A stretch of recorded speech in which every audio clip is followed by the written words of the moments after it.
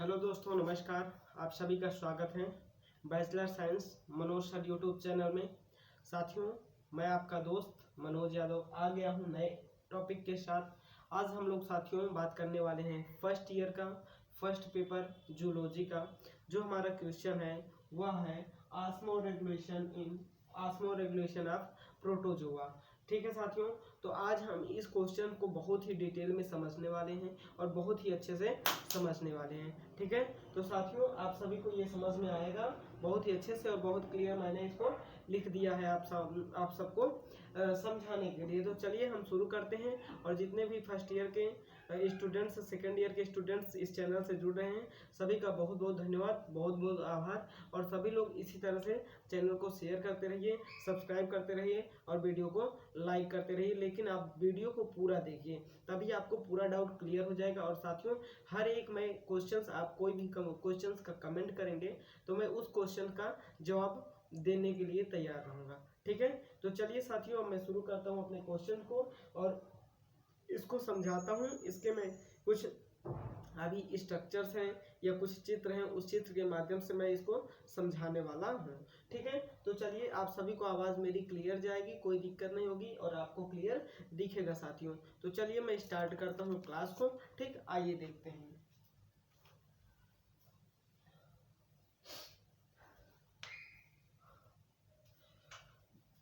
हाँ, तो साथियों अब चलिए हम शुरू करते हैं और क्लास को।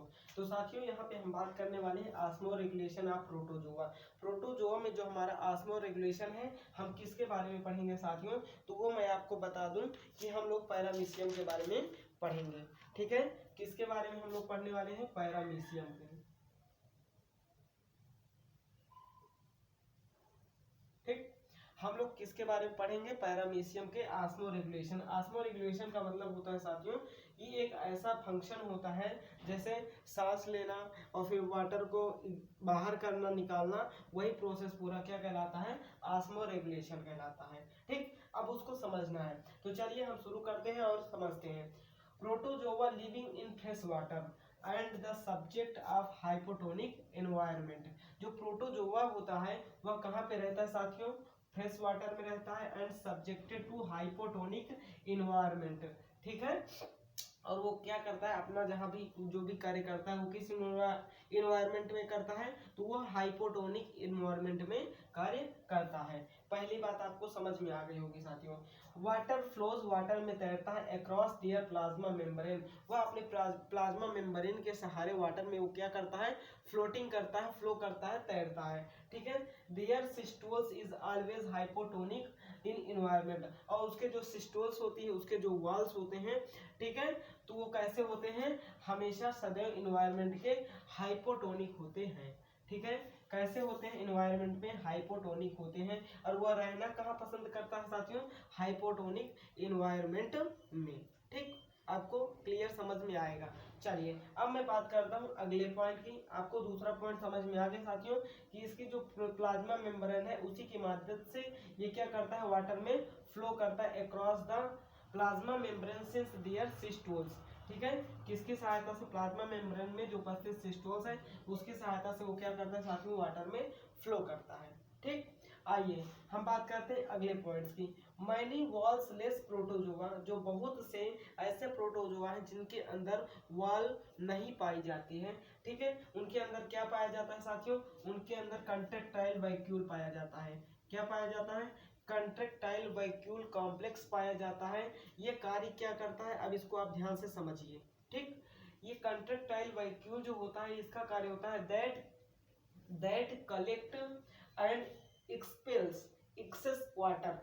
जो ये कंट्रैक्टाइल वैक्यूल होता है, ये वाटर, जो भी हमारा प्रोटोजोआ है ये वाटर ले रहा है। अगर उसके शरीर के अंदर ज्यादा मात्रा में वाटर पहुंच गया है तो उसको वो क्या कर देता है? एक्सेस अमाउंट को बाहर निकाल देता है। ठीक है, ये कंट्रैक्टाइल वैक्यूल यही कार्य करता है कि बचे हुए एक्सेस अमाउंट ऑफ वाटर को क्या कर देता है? एडजस्ट कर देता है, बाहर कर देता है, निकाल देता है। ठीक, तो ये बात आपको समझ में आ गई होगी साथियों। आइए अब हम बात करते हैं एक्सेस वाटर को ये क्या कर देता है? एक्सपेल्स कर देता है। आप सभी को समझ में आ जाएगा। उसको कलेक्ट करता है और जब अधिक हो जाता है तो उसको बाहर निकाल देता है। चलिए, recent progress so that most, इसी तरीके से उसके जो प्रोग्रेस है ऐसे ही दिखता रहता है, ठीक है, यानी वह वाटर में ही अपना प्रोग्रेस करता रहता है। आइए देखते हैं if not or CVC. CVC क्या होता है ये आप याद रखिए, contractile vacuole complex. If not all, सभी में नहीं होता, यदि सभी में कंट्रेक्टाइल वैक्यूल नहीं पाया जाता है, are composed of compartment systems, ठीक है, अगर सभी में कंट्रेक्टाइल वैक्यूल नहीं पाया जाता है तो क्या होता है वहां पे composed of compartment systems encircled by two different membrane, ठीक है, बहुत ही आराम से मैं आपको समझाऊंगा, बहुत ही अच्छे से समझ में आ जाएगा। टू डिफरेंशिएट मेम्ब्रेन, दो मेम्ब्रेन्स में डिफरेंशिएट हो जाता है अगर जिस भी प्रोटोजोआ के पास कंट्रेक्टाइल वैक्यूल नहीं होता है, ठीक। चलिए, one membrane which is often divided into numerous vesicles and tubules. जो पहली मेम्ब्रेन है मैंने आपको बताया कि जो उसका क्या है, composed of compartment systems encircled by two differentiated membrane, दो डिफरेंशिएट हो जाता है मेम्ब्रेन में। पहली मेम्ब्रेन किस किस किस में डिवाइड हो जाती है, जो पहली मेम्ब्रेन होती है साथियों वह डिवाइड हो जाती है न्यूमेरस वेसिकल्स एंड ट्यूब्यूल्स में, ठीक। पहली मेम्ब्रेन किस में डिवाइड होती है, न्यूमेरस वेसिकल्स एंड ट्यूब्यूल्स में, ठीक। अब इसके बारे में आप समझिए, कंटेन्स मैनी प्रोटो, ठीक है, प्रोटॉन्स ट्रांसलोकेशन वीएटीपी, ठीक है, एंजाइम क्या है, वीएटीपी एंजाइम, ये आप इसको याद रखिए, proton translocation VATP enzyme that provide an electrochemicals, वो ऐसे एंजाइम्स होते हैं जो उनको क्या करते हैं, इलेक्ट्रोकेमिकल देते हैं जिससे वह एक तरह से कंट्रेक्टाइल वैक्यूल की तरह ही वो कार्य करता है। तो साथियों आई होप आपको यहाँ तक समझ में आ गया होगा।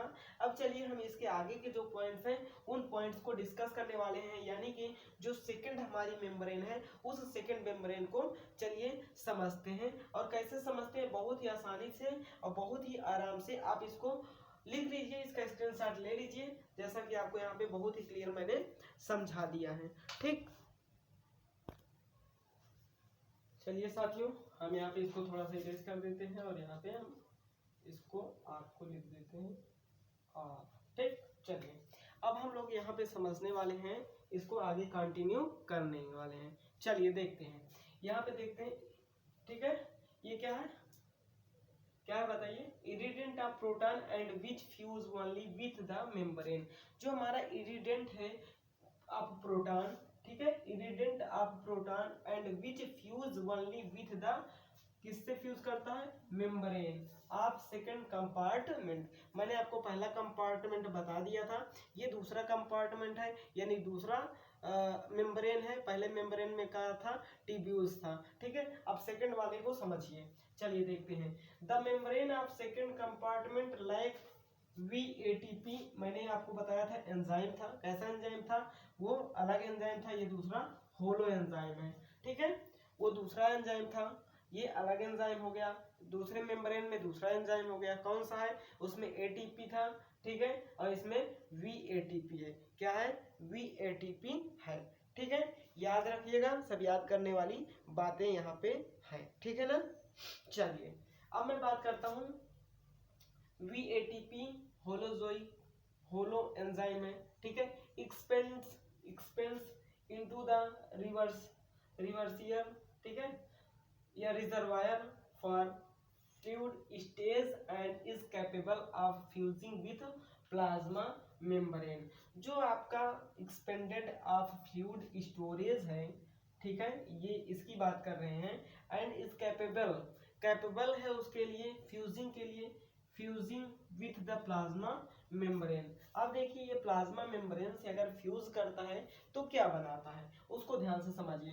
तो it is the second compartment that periodically undergo rounding, जब वो अंडरगो होता है, राउंडिंग के लिए जाता है सेकंड कंपार्टमेंट में फ्यूज करने के लिए, तब क्या होता है, setting the stage of fluid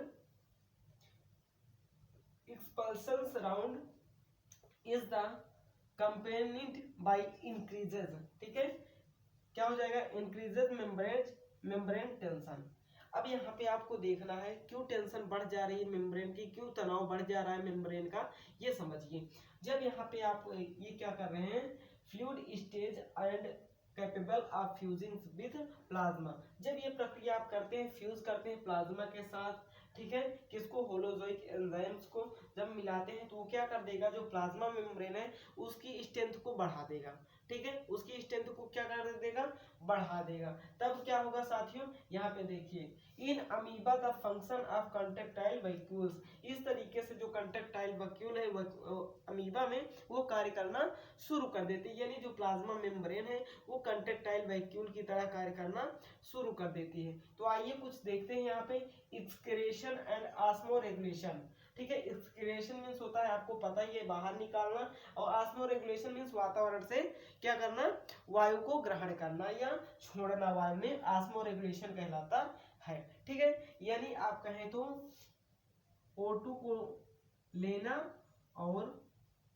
CO2 को छोड़ना, ठीक है, ये क्या कहलाता है साथियों, ये कहलाता है ऑस्मो रेगुलेशन। क्या कहलाता है, ऑस्मो रेगुलेशन। अब आइए हम बात करते हैं, the water content in the organism has to be regulated as there is constant, जो हमारा ऑर्गेनिज्म है, जो हमारा प्रोटोजोआ है, ठीक है, उसमें क्या हो रहा है साथियों, या अमीबा है आपका, ठीक है, पैरामीशियम है, जो भी है, उसमें आपका जो रेगुलेशन है, वाटर रेगुलेटेड है, वो कांस्टेंट है, ठीक है, वो निश्चित है। फ्लो ऑफ एक्सेस वाटर, अगर वाटर की मात्रा अधिक हो जाती है उसके शरीर में या, तो वो क्या कर देता है, उसको बाहर निकाल देता है। किसकी मदद से बाहर निकालता है साथियों, कंट्रेक्टाइल वैक्यूल के माध्यम से, और अगर कंट्रेक्टाइल वैक्यूल नहीं है तो वह प्लाज्मा के साथ फ्यूज करके एक कंट्रेक्टाइल वैक्यूल बनाता है, तब उससे क्या होता है, एक्सेस अमाउंट में जो वाटर उसके शरीर के अंदर है उसको वो बाहर कर देता है। तो इसी प्रोसेस को हम लोग क्या कहते हैं,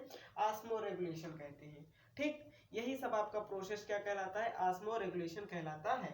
आइए अब हम एक कुछ हमारे पास डायग्राम है, उस डायग्राम के माध्यम से समझते हैं कि कैसे अमीबा या पैरामीशियम में ऑस्मो रेगुलेशन होता है। मैंने आपको बता दिया था, in amoeba the function of contractile vacuole, contractile vacuole में, कंट्रेक्टाइल वैक्यूल का जो अमीबा होता है उसमें अगर फंक्शन क्या है, तो उसमें दो फंक्शन है, पहला है एक्सक्रेशन का और दूसरा है ऑस्मो रेगुलेशन का।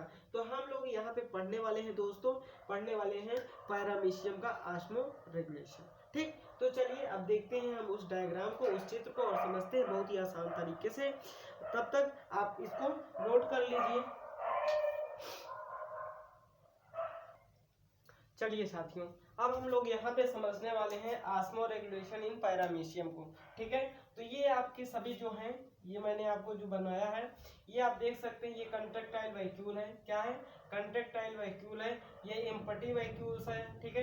कंट्रेक्टाइल वैक्यूल जब शुरू होता है तो ये हमारा क्या है, पैरामीशियम है, आप सभी को पता होगा ये क्या है, पैरामीशियम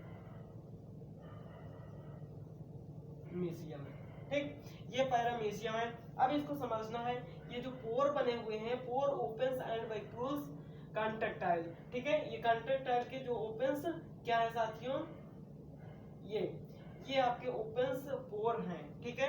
अब यहाँ पे वाटर ये जैसे आया तो इसके अंदर, इसके मैं बाहर का पार्ट बनाया हूँ, समझिए आप, जैसे ये पैरामीशियम है, ठीक, एक सेकंड इधर देखिए, ये मान लीजिए, और इसके अंदर ये कंट्रेक्टाइल वैक्यूल प्रेजेंट है, ठीक है, ये तो इसके अंदर साथियों ये पैरामीशियम है जो आपका, इसके अंदर कंट्रेक्टाइल वैक्यूल प्रेजेंट है, ठीक है। और आप सभी को पता होता है कि ये यूनिसेलुलर होता है, कैसा होता है, यूनिसेलुलर होता है, ठीक। ये क्या है, कंट्रेक्टाइल वैक्यूल है, यहीं पे आपका इसका कंट्रेक्टाइल वैक्यूल होता है, कंट्रेक्टाइल वैक्यूल, ठीक। तो ये कंट्रेक्टाइल वैक्यूल को मैं बाहर निकाल के यहाँ पे आपको समझाने की कोशिश कर रहा हूँ। तो ये सारे जो है कंट्रेक्टाइल वैक्यूल है, एक इसका चक्र है, उस चक्र के माध्यम से आप इसको समझिए। देखिए ये पोर ओपन्स वैक्यूल्स कंट्रेक्टाइल है, इसको याद करना है बस आपको। फिर सेकंड नंबर का जो है ये construction of vacuoles expels water from sales.